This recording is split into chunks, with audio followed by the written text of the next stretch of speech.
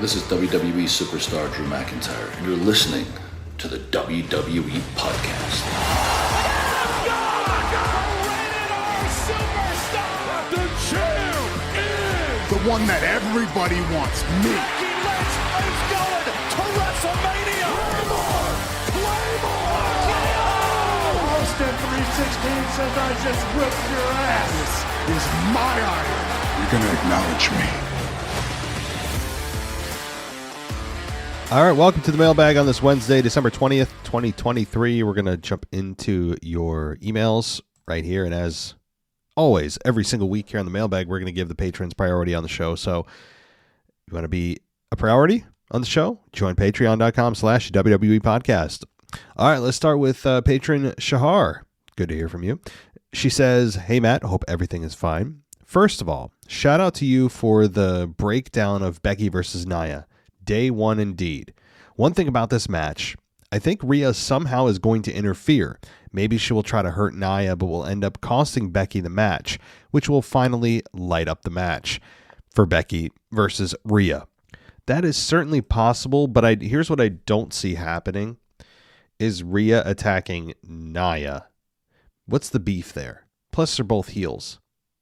It would really, unless I'm missing the connection, I don't think Rhea would have any vested interest in a non-title match, or really not even a number one contenders, kind of a completely separate program with a woman that she doesn't, to my knowledge, have any beef with, and trying to attack Nia, but accidentally costing Becky. Here's the thing. We're getting so close to the Royal Rumble that I think Becky Lynch is the front runner here, and then obviously going on to face Rhea Ripley. So I don't know if that's needed, but I understand your logic. Second, I wanted to share my assumption that for the reason why AJ attacked LA Knight. If you remember, the night AJ was hospitalized by the Bloodline, he was supposed to sign a contract for Fastlane and team up with John Cena against the Bloodline. He was supposed to be John Cena's phenomenal partner. After that happened and AJ was taken out, LA Knight was the one to sign the contract, was the one to team up with John Cena against the Bloodline at Fastlane, and eventually was the one to get the win by pinning Jimmy Uso. And of course, the most important thing, that win of LA Knight eventually led eventually for LA Knight versus Roman at the main event of Crown Jewel.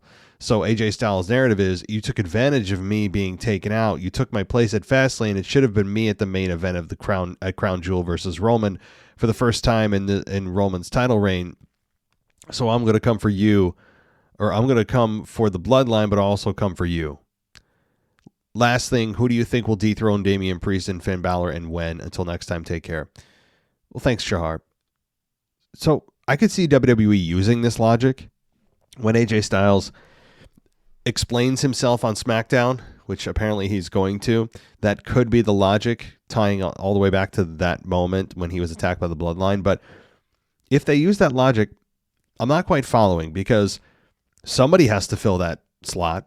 And unless he can prove that LA Knight somehow was in cahoots with the Bloodline to take AJ out so he could take AJ's spot, that I'd understand. But is AJ just going to be mad because someone had to take his spot, so no matter who it was, he would have been mad at them? I mean, he should be mad at the Bloodline and the Bloodline only, unless, again, there's something I'm missing. Again, if he took AJ's spot, well, what's he supposed to do? Not take that spot? AJ or LA Knight had nothing to do with AJ being attacked. So that's on the Bloodline solely. LA Knight did what anybody should do, and that's fill the spot. Fill a big spot in a big match. Why would it have mattered to AJ if that spot was left open? And he wasn't able to compete anyway because he was quote unquote injured. So it's not like anyone stole his spot. He was unable to fill his own spot because he was injured by the Bloodline. Do you see what I'm saying? I'm sure WWE will try to tie it back to that, but it just doesn't make any sense unless they show us or tell us something that I've completely missed. You know? So, as far as who's going to dethrone Damian Priest and Finn Balor and when, I still believe it could be the Creed brothers. And I think it could be at WrestleMania. I think you could crown them that soon. Now we still have 4 months, 3.5 months until WrestleMania. That's time enough to build some character in them and continue to have them create some awesome matches that the fans are enjoying. And they clearly have that ability to do so without even they were over even without a personality. So once you add personality, it should only get better. So I think you could have the Creed brothers still beat them in some kind of fatal 4-way tag team match at WrestleMania where they finally drop the belts. That's my guess. All right, thanks, Shahar. And let's get to Alex, the French guy. He says, "Hey, Matt, as a listener of the show for more than 2 years, I want to thank you for the show. I mean, just as wrestling is a constant in my life that doesn't change. I believe that life is chaotic, neither good or bad, and brings changes all the time. Human nature should be tailor-made to adapt to changes.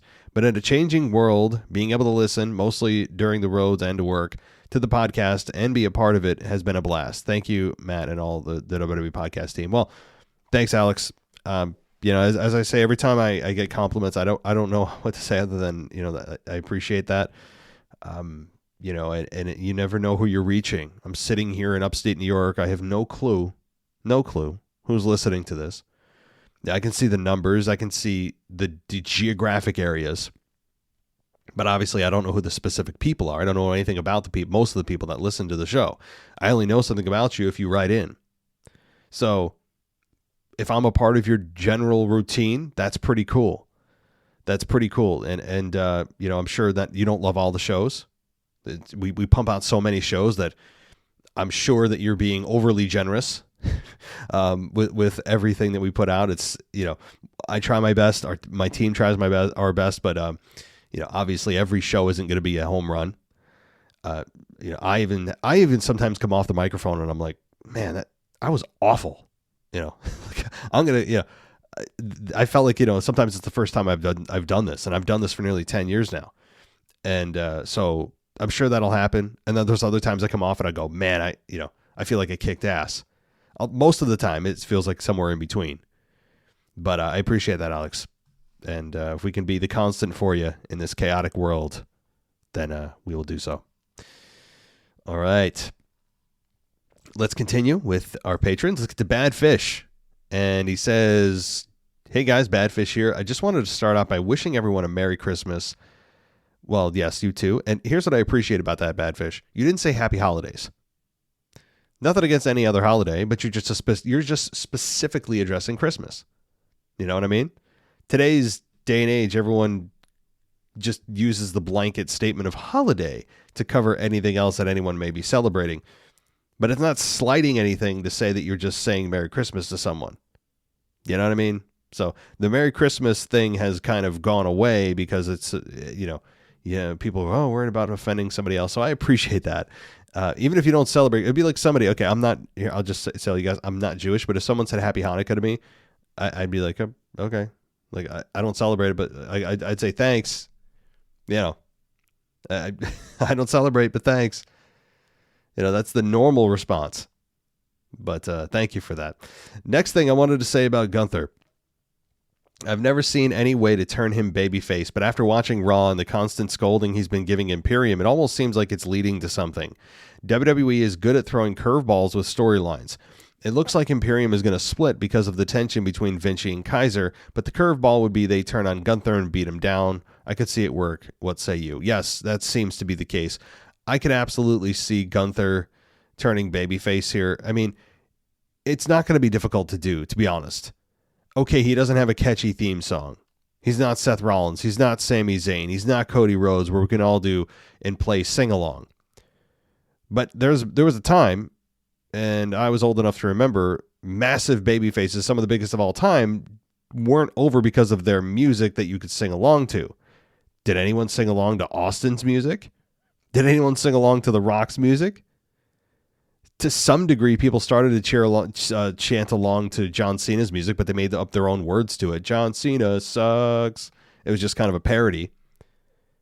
So this is kind of a new revolution or a new phenomenon where some of the music is so good and so over that it helps get the talent over. And that's certainly helped with Cody. That's certainly exponentially helped with Seth Rollins, who struggled mightily to be as successfully as a babyface because he's so much better as a heel, I still think. But it's working for him, and I'm not saying he should turn heel. But back to your question about Gunther, beyond his music that eventually they could change, maybe they don't, maybe they do, you have a guy that has consistently put on kick-ass matches all the time. I mean, this dude feels like he's 10 years ahead of where he should be. He's physical. He looks different. His matches feel different. He's not doing the typical high-flying stuff. He's a much slower pace, which I appreciate. He's a palate-cleansing wrestler because it's like you're eating the same food for a while, and all of a sudden this other really great food comes along, and you're like, oh, that's a nice change. That's what he is. And he's easily, I think, one of the best Intercontinental champions of all time. And that's not just because of the number of days. Number of days as champion doesn't mean you're the greatest. It just means that you are the longest. And it also depends on how you define what great is. If you're going to define great as just single number of days, I think that's a bit one-dimensional. But he is one of the best Intercontinental champions of all time in terms of impact. Yes, in terms of days, to me, that's more superficial than anything. It's more of a stat that they want to hit, much like Roman's run. But Gunther could absolutely turn babyface here if the team of Kaiser and Vinci turn on him. And I think they could do that potentially at the Royal Rumble. If Gunther enters the Rumble, remember, he was the runner-up last year against Cody Rhodes. And Gunther nearly won the thing. They had a hell of a finish to the match. And I think that this year, if Gunther's in the Rumble, you could have Vinci and Kaiser eliminate him. And then there goes Imperium. And then you have also a tag team to be contenders for the title. You have Gunther on his own. You have a returning Brock Lesnar. And maybe Brock Lesnar confronts Gunther in there. And there is no split with Imperium yet. But I think either way, this is a team that is with Imperium that's not going to last much longer. Probably not through WrestleMania. Thank you. Let's continue with another patron, Anthony. And he says, good morning from California. R-Truth is just bringing it. Love the beating it, big head JD. The Nia and Becky promo was actually pretty good. Cole said, oh, look at that cheap shot by Nia, but didn't Becky literally just cheap shot Nia by jumping on her back when she wasn't looking? Yeah, I actually made that point exactly. Yes, that's the exact point I brought up. But I'm not slighting Michael Cole for doing it. It's just when it's so close together, like there was barely 10 seconds before that happened. It wouldn't have been so egregious where he frames the babyface attacking from behind as being an opportunity, and he frames the heel attacking from behind as a cheap shot. That's just how you frame them. I'm not going to kick him for that. That's what he should do. But as far as R-Truth goes, yeah, look, I love the guy. He actually retweeted my tweet that I put out about him and saying that he, there are a few guys in the industry that have an organic connection with the audience, and he's one of them. And he retweeted it, and he also followed me. So for whatever that's worth, he really is. And it's not just because he followed me like that. That's cool, but I genuinely believe he's a good guy. And maybe he maybe isn't always that funny and nice off camera, but who is? And I continue to encourage you guys, go watch the 30 for 30 or whatever that documentary series is called, that they pick a wrestler and they do a documentary on them. It's like 60 minutes, whatever. Go look at R-Truth, Ron Killings. Go look at his struggle, his life, his family, his upbringing, his wrestling career, how it got started, all of that. Really, it'll give you an even deeper respect for R-Truth, other than just being one of the best comedic relief characters of all time, which that almost undersells what he's done. He's more than that, and I'd really encourage you to check it out over at WWE, the WWE Network, or Peacock, wherever the hell it is.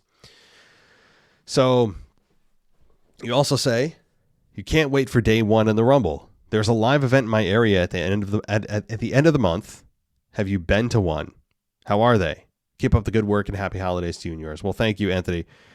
Same to you. And that, as far as live events go, I've been to them before. It's been a while since I've been to a house show, though, a non-televised event. And I will say they're a lot of fun. In some ways, they're a little more fun than live events because there's no commercial breaks. They do an intermission, but there's no commercial breaks where you're sitting on your hands, every 15 minutes. It's like, they're taking a commercial break. They're doing the constant advertisements. You're watching the Titantron half the time because they have to keep you entertained and your mind, not thinking about how you're just sitting here. So the live events move faster, which is a good thing. They're also, the talent get more freedom to kind of do what they want because what happens at house shows are inconsequential.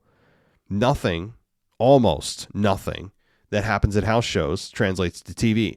Once in a while, they'll out of nowhere, and I feel like we're due, they'll do something at a house show that actually is either brought to the attention of Raw or SmackDown that happened at a house show, or they'll have a title change at a house show, which is very rare, very rare. Well, the only recent incident I can think of something that happened at a house show that is worth mentioning is what happened at Madison Square Garden a few years ago before WrestleMania 38 with Brock Lesnar and Roman Reigns, when they had a Madison Square Garden house show. For all intents and purposes, that's kind of a televised event without it being televised because they treat MSG as a big deal. It's the biggest house show of the year for them. CM Punk is actually having his first match back on December 26th in Madison Square Garden. It's a big deal. So outside of Madison Square Garden, every house show is kind of treated the same, where it's just fun. It's faster paced. Usually there's a smaller crowd, so you can navigate yourself a little easier. The only downside is it's not televised and storylines don't progress. But you get to see kind of the talent loosen up a bit and just do what they want. So it's still fun and still worth going to. And the tickets are usually cheaper too. So nothing wrong with a house show. Alrighty, let's get to Mr. DJ Kuzmo. He says he's back at it again on the Mailbag show. I'm going to mention two things. Number one, did you catch that? Did you catch the new Karrion Kross video package during the past episode of SmackDown?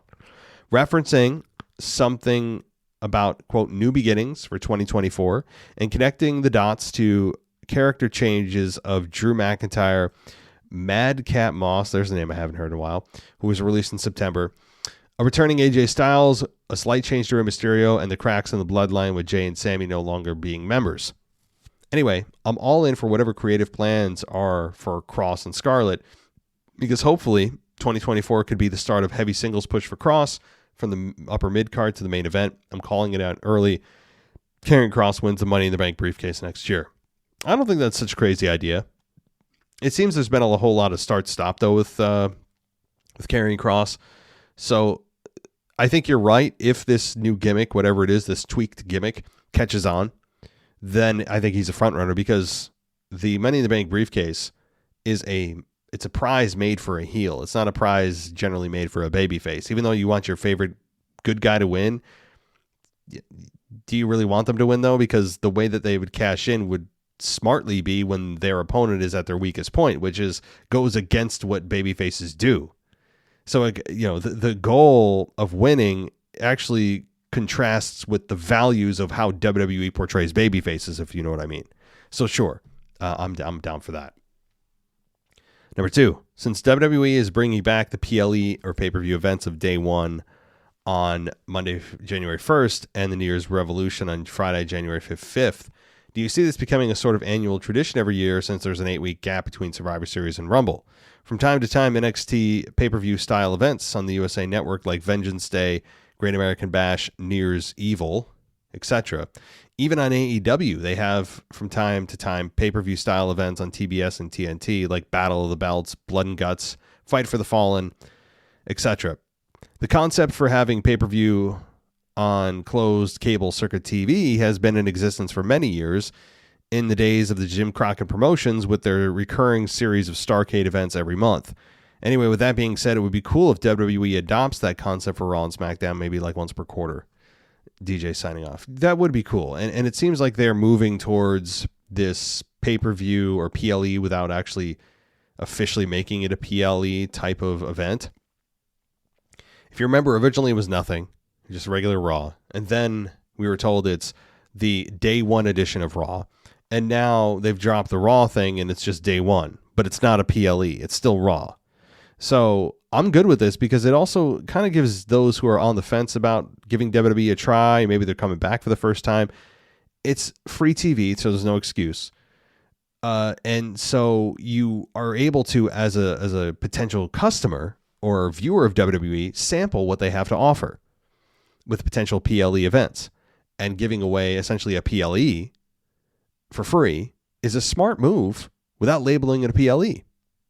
I have no problem with this at all. And it also kicks off the new year perfectly. It really does.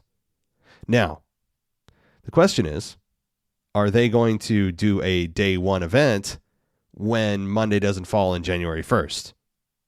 You know what I mean? Because it only happens every, 6 years?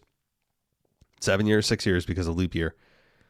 So with this only happening every 6 years, what do they do next year? I think it falls on January 2nd, right? So if Monday falls on, New Year's Day falls on a Sunday, or rather a Tuesday, right? Tuesday. What do? Can't have a New Year's Eve. So it gets a little weird. It gets weird. But thank you, DJ. And let's see. Let's get to another patron, Freeman. He says, just wanted to add fuel to the fire with Sasha Banks' return. I believe this was confirmed that it is going to happen on this SmackDown, or at least it was going to happen.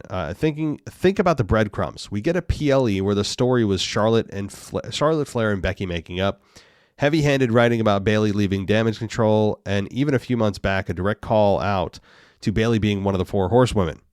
This is all building somewhere. Then we have SmackDown after it's confirmed that Charlotte will be out for 9 months and Bayley is immediately back in Damage Control and completely trusted with no signs of split.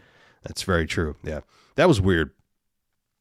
Which I chalked it up to WWE just saying, hey, we don't want to further the split anymore, or tease of it. We'll complete it at the Rumble. Or it could be that we have an impending return. Yes, I would agree. The whiplash of her story for me is proof that they were setting up for the 4 horsewomen women return, but had to put those plans on hold due to Charlotte's injury. Anyway, it's that time of the year, and I thought I would recap the best moments and reminisce a little. So, time to give out a few awards and determine who this year would get the following awards. Okay. Best men's match of the year. You have KO and Sammy versus Damian Priest and Finn Balor in the Steel City Street Fight at Payback. Best women's match of the year, you give to Chelsea Green and Nia versus Natalya. Worst match of the year, you give to Shayna Baszler versus Ronda Rousey at MMA Rules. Absolutely. That's a good call. That was awful. Just awful. And so fitting of Ronda's final match in WWE. I mean, she may return, but no one wants her back. I'm sorry. There's nobody sitting here going, my God, we need Ronda. Where's Ronda? No. Best PLE was Payback. Now, does some of that have to do with the crowd? I mean, you look at the crowds for a lot of these events, and they were off the charts. I think that helped a lot. Best debut was Dragon Lee.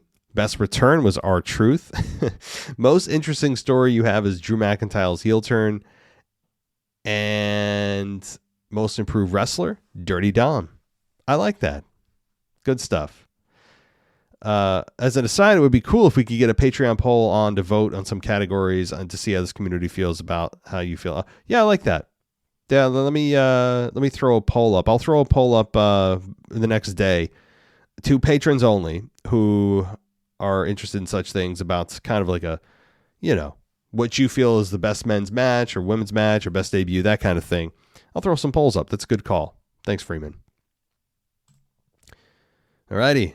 Let's get to another patron, Michael Severson. He says, I wonder, has anyone else considered maybe Punk got himself fired from AEW on purpose? And maybe the behavior clause in his new contract is only to further Tony Khan's belief that he actually punished Punk, or at least made it look like it was less premeditated. He was already fed up with the promotion, so when he paid a visit to Raw and had his first one-on-one with Triple H before being asked to leave the building, it was probably decided there that if it didn't work out with Tony, he would re-sign with WWE. Right then, it became his mission to get fired. more or less out of spite or a lesser of two evils scenario. Or maybe being a part of a less put-together organization made him appreciate the safety and cohesiveness of WWE. And considering he and Daniel Bryan have a story there, and he had his say, so when Punk getting fired, they probably talked about it in length and put together this whole plot. Not saying it's professional on his part by any means, but as heels on TV show, I can't read the rest of that sentence. I don't know, just fun to think about. Either way, glad he's back on the Superior Show and also love the podcast. Keep it up. Thanks, Michael. Okay, so I think it's possible that Punk did that on purpose. It's a fun conspiracy theory. Ultimately, it doesn't really matter. Though, I mean, the result is still the same. No one's talking about that. I was very cautious of it, though, because if it wasn't a setup, and it wasn't all planned that he would act like a jerk to get fired, then it still reflects poorly on him. And if I was a company looking to hire, I would say, yeah, we don't want this guy working for us. Look what he does. Look how he represents the company. Look how he publicly speaks against the company he's working for. You know, that's about as unprofessional as it gets. But if he did all that in an effort to get fired so he could be released to go back to WWE, then I understand it. But at the same time, I would say, well, then there's other ways to do it besides making yourself and the company look like idiots. You know, you're still creating collateral damage against the company because Tony Khan just sits there and takes it. He just sits there. Remember the press conference, the infamous press conference where, you know, Punk's sitting there all beat up, looks like he's 65 years old, eating a hamburger or something, and he's just crapping on the Young Bucks or saying he's a beat up old. I don't even know what it was. It was just embarrassing the company. Embarrassing. I'm going to lean on the side of it was not a work because, again, you are still hurting the company. It's not just to get yourself fired, which it would be successful in doing, but there's collateral damage here that is not a good thing to do. So I would say no, but I understand, and that's a smart observation or a smart possibility. It's one of those fun conspiracy theories, no doubt. Thanks, Michael. Ready? Where are we going? We are going to Nick. And Nick says, hi, Mailbag. Was just listening to this week's Mailbag. By the time this is read, it will be last week's. And thought the rant one listener did about Randy Orton paying $100,000 was hilarious. I'm an accountant, and it got me thinking about how Nick Aldis or WWE would actually record the receipt of that cash. They would ostensibly, nice word, have little entry to accounts payable that says Randy Orton for future RKO. That just made me chuckle. Would the man even have the balls to cash the check, or would he feel shame at taking the money knowing he was going to get laid out at a future date? Anyway, here's hoping Braun Breaker and Gunther meet at the Rumble. Have a great week, Nick. Well, thanks, Nick. Yeah, it's kind of funny from like a real accounting standpoint. Like, what do the notes look like on that? Why do we have an extra $50K? Oh, it's because Nick Aldis is going to get eventually going to get another RKO, and Randy's prepaying for it. Like, I mean, again, still funny. Agreed. Yes, that's a very astute observation. And the use of word ostensibly, I like it. We need to use big words on the show every once in a while to make us all sound smart. Thank you, Nick. Alrighty, this might be the final email, but we'll see.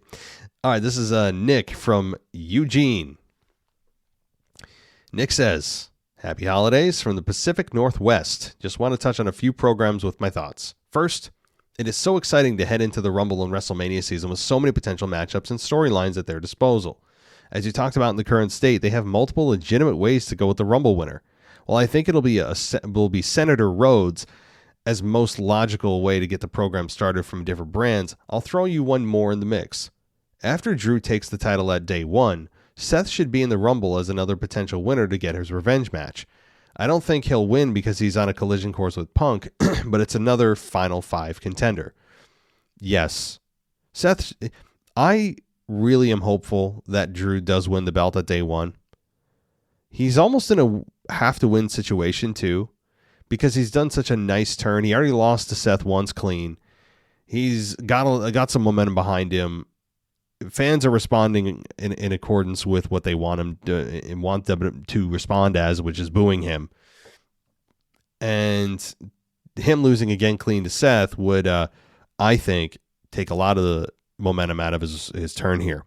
So I would say Seth almost has to drop the belt here, and then you can have him enter the Rumble. What if Seth wins the Rumble and challenges Roman Reigns, by the way? I mean, it's unlikely. Seth Roman, we haven't got that in a while. But yeah, it's probably Senator Rhodes. I mean, let's just be real. Okay, second, I know you're not big on the women's tag titles, but as an American Ninja Warrior fan, I was thrilled to see Katana Chance, i.e. Casey Canizaro, get her moment in the sun so quickly since she left Ninja for WWE. I mean, how can I be a fan of the women's tag titles? The way they've been presented and respected, how am I supposed to get excited about anyone right now, any women's tag team with those belts? I can't. How I mean, I understand from the, you being a fan of American Ninja Warrior and Katana Chance, whose real name is Casey Canizaro. Like, I understand that. Like, so you're excited for her, but I'm talking about the belts. I'm not talking about the individuals here. I'm talking about the belts that mean little to nothing, and literally have some kind of dark cloud following them around, because almost every time the team wins it, they go into hiding. They're not on Raw. They get injured. There's just something that always happens with those belts. They need to dispose of them. They need to sage them. They need to have them blessed or exorcised by some kind of Catholic priest. There's something going on. Something bad. And on top of that, WWE, again, just doesn't consistently treat them with any kind of respect. So how am I supposed to care? So it's not the wrestlers. It's the belts. That's the distinction here. Last, I'll mention that I'm planning to be at Raw in Portland on January 8th and love to come on and chat if you're interested. If not, I can drop my first voicemail to give you some of my in-person thoughts. Nick from Eugene. Well, Nick, let me think here. So January 8th is where you're going. Let's see. So that means we'll be doing a Tuesday recording. Let's at least, okay, so how about this? At least plan on doing the voicemail. Remind me next week about potentially doing that, because I'm going to be going away that week, later in the week though, for just a few nights. So I don't want to commit to something and then have to backtrack. So let's at least we can bare minimum put you on with voicemails. So, you could easily come on, give your 3-minute reaction at the worst, but that's what we'll do at the minimum, but check back. Alrighty. Thanks, Nick from Eugene. Alrighty. That does do it for the emails, so you guys know where we're going next. Voicemails up right now. Hello, WWE Podcast. This is Sharon from Israel. I came back to you after last week. I didn't send a voicemail because I just didn't remember. I had a long, busy week. I have a baby, I have a job, I had things to do. Yeah, but I'm back again. And I gotta say that I'm disappointed that I didn't hear last night in the Raw review. I didn't hear Matt the rant. I hoped that it will be so much rants of Matt about the special holiday Raw, Merry Christmas, and then you see Coffee Klaus. For real, this is the weirdest, most stupid Santa Claus that I ever saw. Matt the rant, please rant about Coffee Klaus. What more? I don't know, the show yesterday of Raw was really, really weird. I don't know what so much of thinking about it. And I hope that next week with day one, it's the 1st of January, will be better. I hope that Drew McIntyre will win Seth Rollins. And maybe Seth Rollins will become ill and we will never have to hear the crowd sing his song like a stupid zombie. I hate when they're doing it so much. Yeah. Also, I heard what you said about the current state of WWE that we don't need Roman anymore. Well, I think we didn't need him from the first place. I mean, I'm looking at all of the run Roman Reigns and saying to myself, this is not good. We need another champion instead of Roman Reigns. Of course it will be Cody Rhodes, but who knows? We can just hope it will be someone else. Maybe LA Knight. Yeah. Last thing but not last. About the question that did you ask last week. So, I will put my full name in the email that you can pass it to Shahar. Maybe we'll make a Haifa wrestling community. She's a wrestling of Maccabi Haifa. That's really, really awful because I'm a wrestling of Maccabi Tel Aviv. That this is the real greatest soccer company in Israel, not football. I know you like football. I don't know the rules of football. So, yeah. And that's it, Matt. Keep the good work with the wrestling podcast. I'm telling you, the WWE and wrestling is the only thing that makes me feel escapism in those days, in those hard days of war in Israel. So please keep making the good podcast things. And yeah. Bye. No pressure. No pressure. I mean, I don't want to be the only shining light in your life. I mean, it sounded like you were begging me, like, don't stop the podcast, please. No, I mean, there's no plans that I don't place myself at that high of a value. I'm not that conceited, I promise. But no, it is good to hear. I mean, we all need that escape. We all need it. There's a lot of sports podcasts. If you guys are wondering, because people are asking, people are wondering, I get this question so much.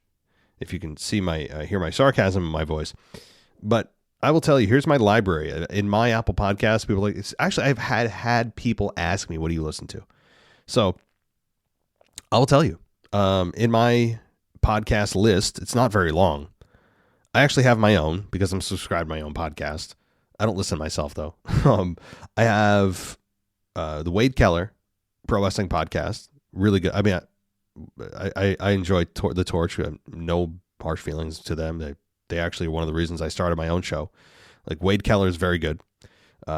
His show. If you think my show, by the way, has a bunch of ads, if you think my show has ads, go listen to his. All right, you'll think that mine's ad free. But I understand. Like, I'm not hating on him at all. He's got to pay the bills. Okay, but Wade Keller. I have WFAN, which is a sports radio conglomerate here, especially down in New York City, which is a few hours from me. I have Going In Raw, which is a podcast that's done by Steven Larson. They're very popular. I have some political podcasts that I won't mention because we don't do that here. I have Mike Francesa, who's another big sports voice in New York City. The Steve Austin Show, more PW Torch stuff. JR, Grilling with JR. Jim Cornette Experience. I have ProWrestling.net, another great free promotion for them, but I don't care. They're really good. Jason Powell, they do an excellent job over at ProWrestling.net. So they're really good. And also, I'm subscribed to, the Kick Ash podcast. If you guys remember Ashley on the show, I haven't had her on in like a year plus, but she is very talented in what she does. And she puts out an episode every now and then. So I check out her Kick Ash podcast and Talk is Jericho. So that's really it. I mean, it's still wrestling, a little baseball, football, and some political stuff again we don't talk about. But yeah, so Sharon, that's good to hear. But back to the wrestling. I was going to rant on the Kofi thing. I did a little bit about the Kofi Claus stuff. Like, it feels very Vince McMahon-y to me. I see no need for it. It's kind of one of those things that Vince would get a kick out of, and probably his knee slapping backstage of how funny it is somehow, if he was there. I'm not saying he is. Of how, oh my God, isn't that so funny? Kofi dressed as Santa Claus. Ha ha. Like, making the 77-year-old man laugh. Like, it feels like it's a Vince McMahon hangover. that kind of stuff. I understand it's a holiday season. I hate it. I know it's for the kids. Okay, do it. Then great. Then do it during commercial breaks. Okay. You don't have to televise it for it to be for the kids. There's just so much I hate about Kofi's character. So much. Not the man. Not the man. I'm not attacking the man or his accomplishments. I'm attacking the character, just like Cody's character. Okay, there's certain babyface characters that are just putrid to me. They're just one of the worst iterations of how people or how WWE views how we should cheer, or the people type of characters we should cheer for. I'm going to defend the belt all the time. Well, that's stupid. That's just objectively stupid. Why would you do that? Well, I don't want to be a coward. Well, no, you're not being a coward. You're being stupid. You can be both, but you don't have to be one or the other.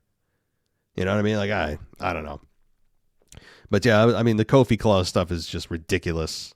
It's a small thing, I know, but it makes me feel like I'm watching, Coco Melon, for those that are on the YouTube and have kids know what the hell I'm talking about.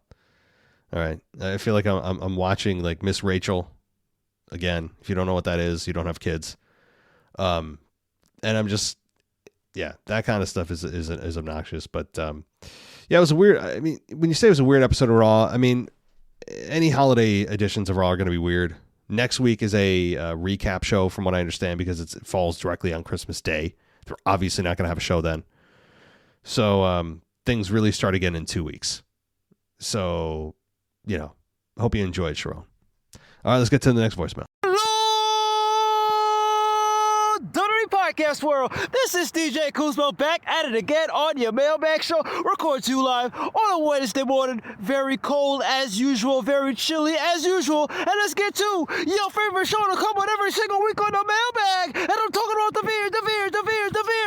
Veer Mahaan Report. Now, the Veer Mahaan Report took place this past Monday night on Monday Night Raw, live from Des Moines, Iowa. That's right, it's the hometown state of Seth freaking Rollins, who most likely is going to drop the championship at day one come January 1st, but is also the hometown of my guy. Shout out to Gravy Montana, a fellow New York Giants fan. He was down at this event to watch Monday Night Raw, the final Monday Night Raw of 2023. So shout out to my guy, Gravy Montana. I hope you enjoyed the show and everything that happened that we didn't get to see on TV. But with that being said, a tremendous night of tag team wrestling with the women's tag team championship match and of course the men's tag team championship match. But speaking of tag teams, once again, the Indies share are not on Monday Night Raw. Now I know it's the holidays, it's Christmas coming up, so my lone Christmas wish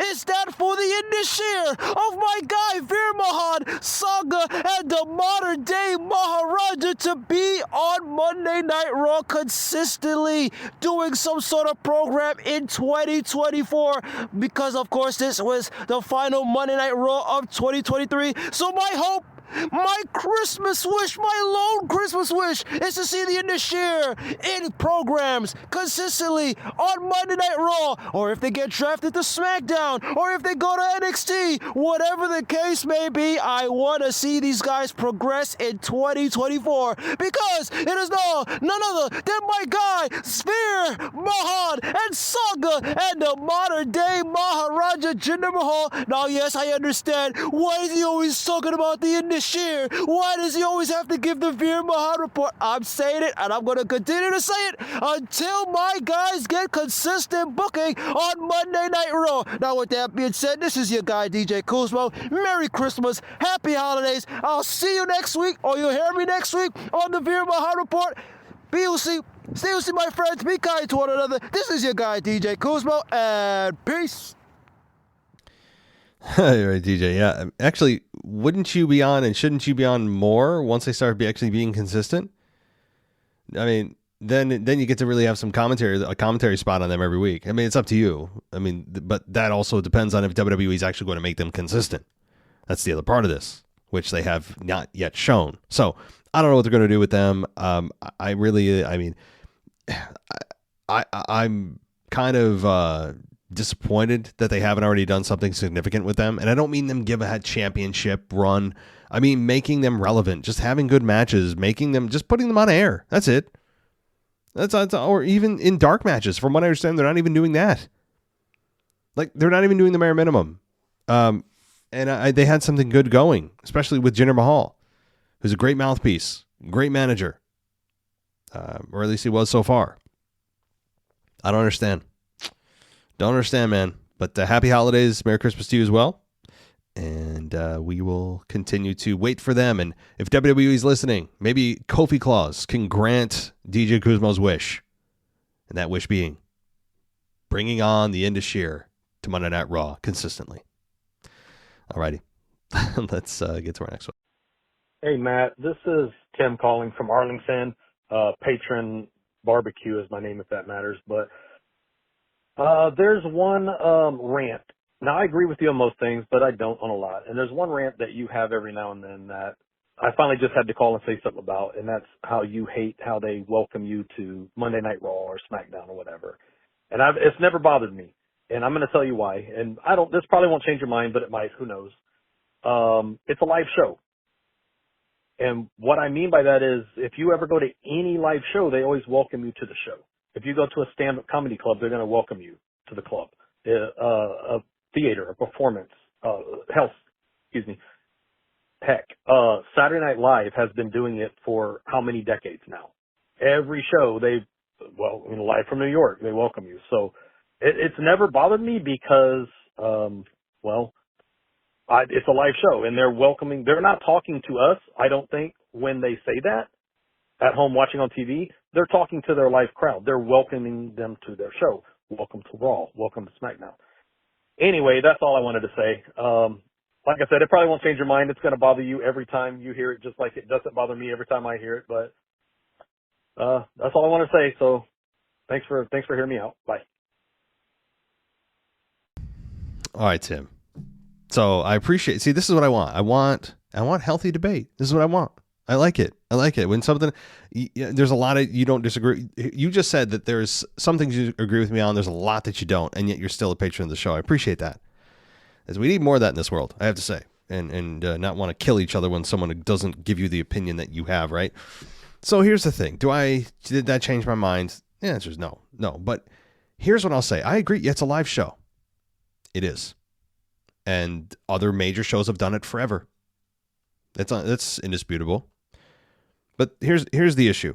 Number one, WWE never did this up until recently, and all of a sudden it became this requirement. The show was just fine. There was no complaints about, wait a minute, what show am I watching? It'd be so much better and coherent if they would just welcome us to the show. But also, here's the biggest problem I have. Not only is it came out of nowhere. It's who is welcoming us. I don't give a damn if the announcers should. Michael Cole and Wade Barrett should welcome us to Monday Night Raw. That is a professional thing to do. They're the announcers. They steer the ship. That's what they should do. Even if Adam Pearce came out and if he was the first one on the show, there's a case to be made for him to do it. But here's who I don't want to do it. Those that are involved in storylines, the wrestlers. The wrestlers should not be mandated to welcome us to Raw like some kind of corporate checkbox. That's the problem I have. I don't care if it's an announcer, a host, a ring announcer. Cool. No problem. The wrestlers doing it is where I became super annoyed. Like the announcers have been doing it forever, but all of a sudden they do it for what, the live crowd? I mean, I don't know. I just don't understand the need for it. And it takes me out of the moment. The wrestlers are the ones who we're supposed to believe are actually in these feuds, right? We want to believe. We all know that they're fictitious, of course. But when you start the show immediately with a line that you know is going to come out of the wrestler's mouth, the very person that you are supposed to believe is involved in this personal storyline, title rivalry, whatever, and you know what the first line out of their mouth is going to be because corporate says you have to do it, doesn't that immediately take you out of the moment and go, why is it their job to welcome us to the show? They're the ones who are the ones that we're supposed to believe anything can happen. It's very unpredictable. They're the ones who are supposed to be creating the chaos. And yet it's so controlled that the very first line, every single show, no matter who comes out, heel, babyface, they all have to say it. Really? That's the issue. It's not that it's being said. It's who is saying it. I probably should have clarified that. So that is, that's the one thing. I mean, you just constantly trying to tell us, not you, WWE, telling us that we're in an environment where anything can happen. And you're sitting there beginning of Raw or SmackDown and you're like, well, I know the very first thing this person's going to say. And it's like, why? It's the wrestlers. The wrestlers should not be doing this crap. They shouldn't be speaking like corporate suits. That's what the announcers are for. Like, that's it. You know what I mean? So wherever this originated, I don't know. Whoever implemented this, I don't know. It's terrible. And it's simple, and I know it's trivial to a lot of you and you don't care. But to me, it's just the little things eat away at me like this, where it's so easily fixable. There's nothing gained from this. Nothing. WWE survived and thrived just fine without anybody welcoming us to Raw from the wrestler side anyway. Jim Ross and Jerry the King Lawler did it for however many years in the Attitude Era, and we're just fine. And it's welcome from the announcer's side. I want them to, but from the wrestlers, this is me speaking to the wrestlers who WWE is mandating. They say that every week. Shut the hell up. Just start going into your story. If you had something crazy happen last week, you lost the title. You got beat down, and the first thing you're worried about is making sure that you welcome everyone to Raw. Come on. Again, Tim, I'm not talking to you. I'm talking to WWE on that. I really am glad you called in, and I appreciate it. Now, I was going to get to a voicemail from Alex, the French guy. Alex, your voicemail was extremely choppy. It would not have been a good listening experience. I caught some words, some phrases, some sentences, but your connection was pretty bad, and it was tough. It was tough to listen to, not because your content was bad, just the connection you had was bad. So perhaps next week, or if we want to redo the voicemail, we'll put it on the show for next week. It just, wherever you were, your signal was being cut. So, all right, let's get to, actually, this is our final voicemail. It's two voicemails. I'm going to stitch them together from, is it Kyle from Baltimore? I'm not sure. Let me see. I can see the transcript here. It's, I think, New York Kyle? It's one of the Kyles. We'll find out. Let's do this. Hey, WWE Podcast. It's New York Kyle back again. I have a lot to talk about. So I have a request from Matt. Just this once, 2 voicemails. I know I asked this once before, but it was months ago. I try not to ask it often, but there's a lot of news, there's a lot of stuff I need to talk about. So anyway, first is a question. So Matt, since this Raw, this next week is going to be apparently best of 2023, like last year's 2022 one, are you going to do something similar as last year, where like instead of a Raw review, you're just going to like count on the best moments of the year? Like I think you did that last year, I'm pretty sure, with this Raw episode. Are you doing that again? Just wondering. Now, the Cora Jade report. So Cora, this week's NXT. Next week is taped because of Christmas, so it's not New Year's Normal Live and New Year's. This week, Cora Jade, since she just came back at the company, she not the company, but not for real, you know what I mean, like storyline wise, she came back to the company, and she basically took her locker back. Carmen Petrovic, she's like a new girl debuted in the Breakout tournament a couple weeks ago. Cora basically took her name off her locker, and Cora was like, "This is my locker again now." And Gigi Dolan was like, to Carmen, she was like, "Hey, so that was Cora. You better do something about it," basically. So and next week I'm gonna try to send a voicemail in, because I'm just gonna be busy at the holidays. So, since the episode's taped, I'm just gonna say next week's Cora Jade situation now. Cora Jade beats Carmen Petrovic in a match next week, which is pretty cool. She gets a win. So that's what's going to happen in next week's episode. I'm just saying it now, so I don't have to call it next week during the holidays. That's it. My second voicemail I'm about to do is my big announcement I teased last week. So talk to you guys in a second. Hey everyone, it's New York Kyle again, second voicemail. So my big announcement. I've been a fan since 2018 in wrestling. I mean, I've gone back and watched all the old stuff. I've heard all the history now, but I've only been a fan since 2018. I'm very new. And somehow I've never been to a wrestling event yet. That's about to change. I got 2 big Christmas gifts. Me and my brother are big fans, obviously. Like, he's the one who got me into wrestling, actually. He's the one who got me into it. And we're going, since I live in New York, I'm nearby MSG and Nassau Coliseum. I'll get to why that makes sense in a second. So we got tickets to the MSG WWE Live Holiday Tour. They're having like a live event. It's part of a holiday tour in MSG on December 26th, the day after Christmas. And this is actually a pretty historic event because it's CM Punk's first match back in WWE in 9 years. Not his first televised match, the live event, but his first match back in 9 years against Dominic Mysterio. That's crazy. We're also seeing Seth Rollins defending against Drew McIntyre for the title. We're going to see Cody and Shinsuke in a bull rope match. They announced a bunch of stuff already. The second thing, even crazier, we're going to AEW World's End. So if you guys don't know, that's in Nassau Coliseum. It's about 30 minutes away from my house. It's in Nassau Coliseum December 30th. AEW World's End. It's their next pay-per-view. And since MJF's contract is up on January 1st, the whole Bidding Award 2024 thing, this could be his last appearance if he doesn't resign. So that's also kind of witnessing history. We may be at the last, like where we're at live, maybe the last MJF AEW appearance. I may be seeing him live for his last time in AEW. That's crazy. Like his last appearance there. So crazy Christmas week. This may go down as my craziest Christmas week in my entire life. I'm 22, so it's been 22 years of Christmases. 23 if you count 0 years old. If you count 0.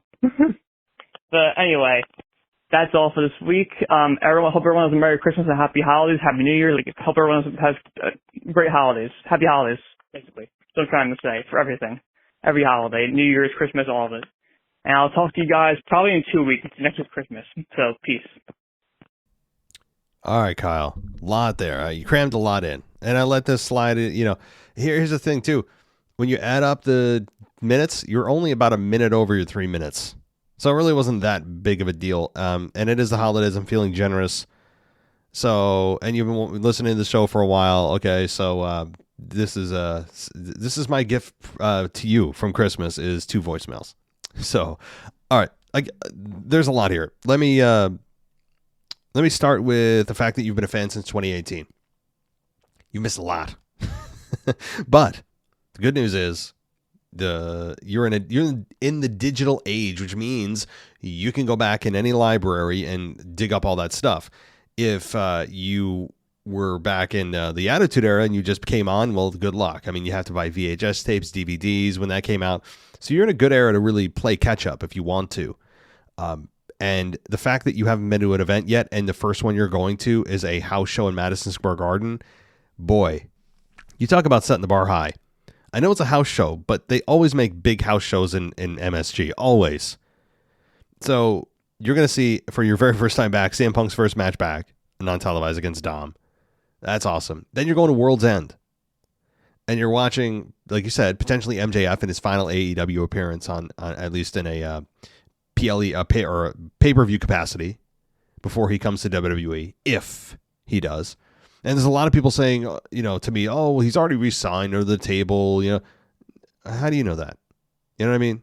Not you, Kyle, but the collective people who believe that MJF is re-signed with AEW.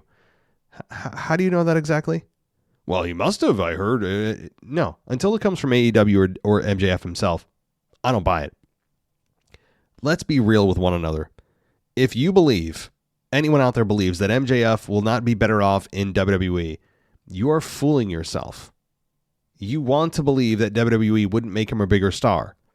That's not to say that AEW hasn't let him be himself and has gotten him to this point and allowed him the creative freedom to be who he is and be as successful as he is. Absolutely. I'm not crapping on AEW at all, but the facts are the facts. WWE is a much bigger promotion with a bigger footprint. They've done this a lot longer. They have more experience, more reach. They have more partners. They have more talent, and frankly, better talent right now. The roster's never been more stacked than it is right now in the last 20 years. And MJF knows this. He's a big fish in a small pond right now in AEW. And I like AEW. I have nothing. They have had some embarrassing stuff over the last couple of weeks. Okay, the Chris Jericho and Kenny Omega promo was god awful, but they've had some great moments too. I'm nothing against AEW. I wish them all the best, but let's be honest, they are still the small pond, and MJF is a big fish in a small pond. When he comes to WWE, big fish in a big pond. I think as long as he's allowed to just be himself and do what he needs to do on the microphone and leave him the hell alone, which I believe Triple H will and would, then bring him on over. That's what I say. And MJF would be foolish to not see that coming. And to be honest, also the merch sales for MJF would be a lot higher, I think, in WWE, given that their audience is larger. And WWE also has way more partner. When I say partners, I mean like distribution centers.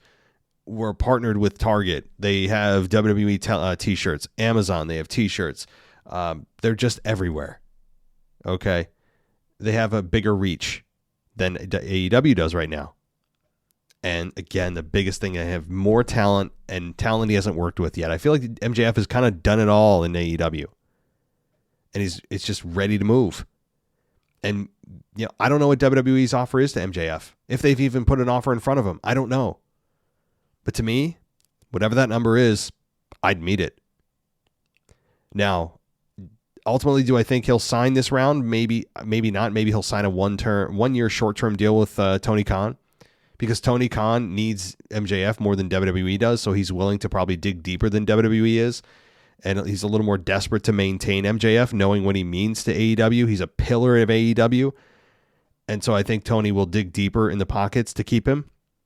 And if money is the sole motivating factor for MJF, or at least one of the big factors, and he said it is, then he'll probably stay with AEW. But WWE, if they want, could probably outbid him. And they have to look at that as, is this worth our investment? Will we see a return? The answer, I think, is a resounding yes. Think about all the guys MJF could work with. Think about that. The promos you'd hear with Cody, with Randy, with John Cena. My God, I would empty my bank account for that one. Think about it. CM Punk, again, you could go back to that, even though they already did it in AEW. You could, I guess. Roman Reigns and MJF. Good God. To me, this is a no-brainer from WWE. I would just say, look, you want to send this company right now to the next level? You want to make even more noise than you already have?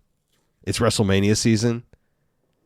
Bring it on. And what better way to bring in MJF than before WrestleMania 40? I mean, again, not my money, but it's a no-brainer for me. But all right, sorry, Kyle, I'm getting off track. Yeah, as far as your question about what are we doing for the 2023 best of, it's a good question. I keep forgetting that next week's Raw review is not going to be a normal review. It is kind of, I'm having some family over, holidays and all that kind of thing, so my schedule of recording might be a little wonky, or timing might be different.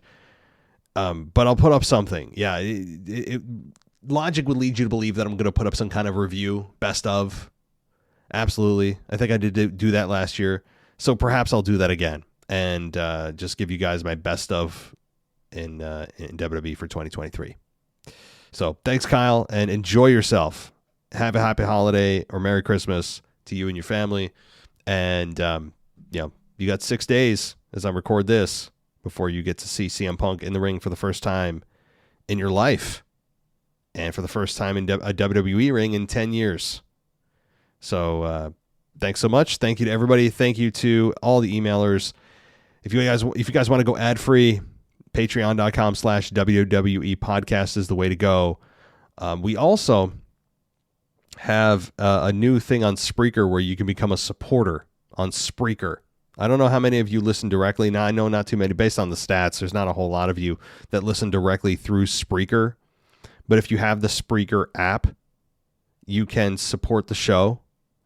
And it's a $2 a month supporting support. And what that does is allow you to get exclusive shows. And what I'm going to start doing is taking the After Dark show and putting it on that feed for those that are supporters on the Spreaker app.